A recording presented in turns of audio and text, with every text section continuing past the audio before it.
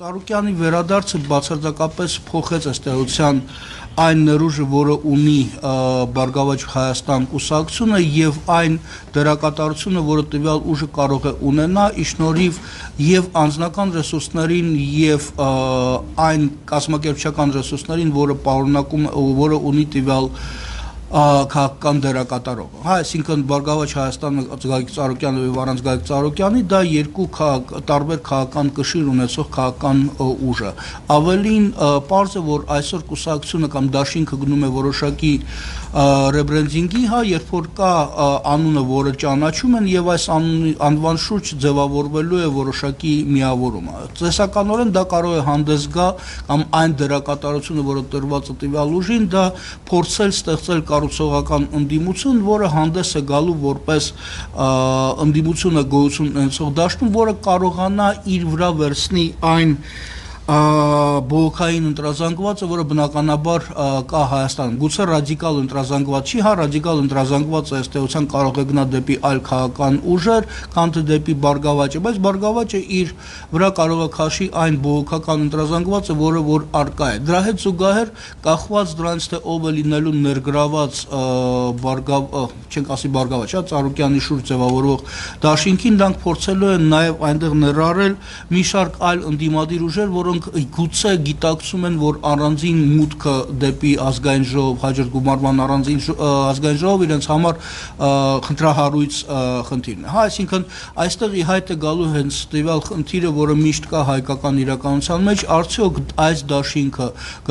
ծրագրային է, չեմ ուզում ասել գաղափարախոսական, որովհետև գաղափարախոսական կուսակցությունները մեր մոտ քիչ են, բայց ծրագրային կուսակցությունները կարող են ձևավորվեն, այսինքն կուսակցությունները գուցե նրանք չեն կիսում գաղափարախոսություն, որովհետև մեկ կուսակցությունը չունի էլ գաղափարախոսությունը կիսելու համար, բայց նրանք ունեն որոշակի ծրագրային դրույթներ, որոնց շուրջ նրանք կարող են միավորվել։ Չնայած բոլոր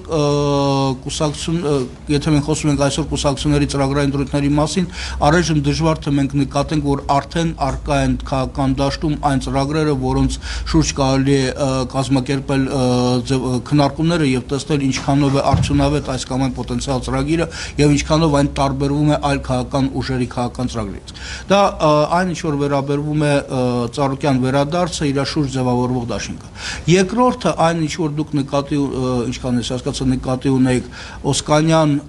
Օհանյան, Սարգսյան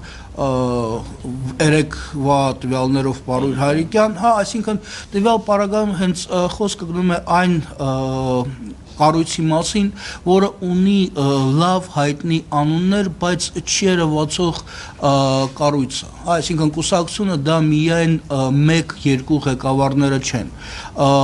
Կուսակցությունը սովորաբար դա նաև կառույցն է, որը գործում է ամբողջ պետության տարածքում, որը ունի իր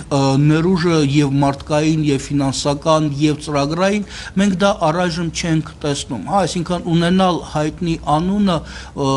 դուք չեք տեսել առայժմ, չէ, ոչ մի հայտնի, առայժմ այս ընթացքում ոչ մի հայտնի նկարիչ, կինոռեժիսոր եւ դերասան, որոնց մասին շատ լավ գիտեն հանրության մեջ, բայց նրանք առաջադրվեն ընտրությունների ժամանակ որպես պոտենցիալ տեխնացուներ։ Իրանց նրանք էլ են հայտնի։ Տվյալ մարդիկ հայտնի են, ունեն համապատասխան փորձը քաղաքական դաշտում, բայց այս փորձը այնպիսի փորձը չի, որը հիմք է հանդիսանում կուսակցության ձևավորման համար։ Մյուս կողմից մենք ունենք հայտնի վաղուց գործող կուսակցությունները, որոնք այս դաշինքի մեջ արկա են, բայց այս կուսակցությունների ներուժը եւ գործունեությունը եւս չի թողել լուրջ հետքը հայաստանյան քաղաքական դաշտում, որ դա դիտարկվի որպես պոտենցիալ կոալիցիոն կամ շանտաժի, ինչն է կազմում կոալիցիոն պոտենցիալը, կամ դուք կազմում եք կոալիցիա, կարող եք մտնել դաշինքի մեջ, կամ դուք ունեք շանտաժի պոտենցիալը քաղաքական իմաստով, դուրս գալու կոալիցիայից դուք կարող եք այս կոալիցիա փլուզեք։ Այստեղ մենք չենք տեսնում այս երկու պոտենցիալները։ Այն ինչ որ մենք տեսնում ենք առանձին վերցրած քաղաքական գործիչներին, որոնք հայտնի են, որոնք ունեն կամ ունեցել են արժանիք հանրության կողմից պատիվը, բայց նրանք դուրս եկան դաշտից։ Այսինքն հանրության մեջ մենք տեսնում ենք, որ այս մարդիկ հայտնի են, բայց արդյոք դա բավարար հիմքն է, որ քաղաքացիները տալու են իրանց ձայնը այս դաշինքի, մարդակենտրոն դաշինքի կողմը, դա իրոք շատ խնդրահարույց հարցն է։ իրավունքներ պարմանքարակ դաշինքների կողքին կամ կուսակցություններ, որոնք կարծես թե պատրաստում են միայնակ դրան մասնավորապես հայկական վերածնունդը, դաշնակցությունը եւ նաեւ անհայտ ժառանգության ճակատագիրը, հետագիծի դիտարկումը, հա նրանք միայնակ կարողանան հաղթահարել շեմը եւ թափել ինչ է սպասում այդ ցուցակցությունը։ Ուրեմն իրոք մենք ունենք 3 տվյալ նշված ավելի մոտ կուսակցություններին կամ դաշինքա ձևի ինչ-որ մի կառույցներ, հա, եթե մենք վերածնունդի մասին ենք խոսում, մի քանի կուսակցություններ, մի քանի տասնյակ հասարակական կազմակերպություններ ռեբրենդինգ արված օրինաց երկրի մեջ, եւ եթե մենք խոսում ենք դաշնակցության եւ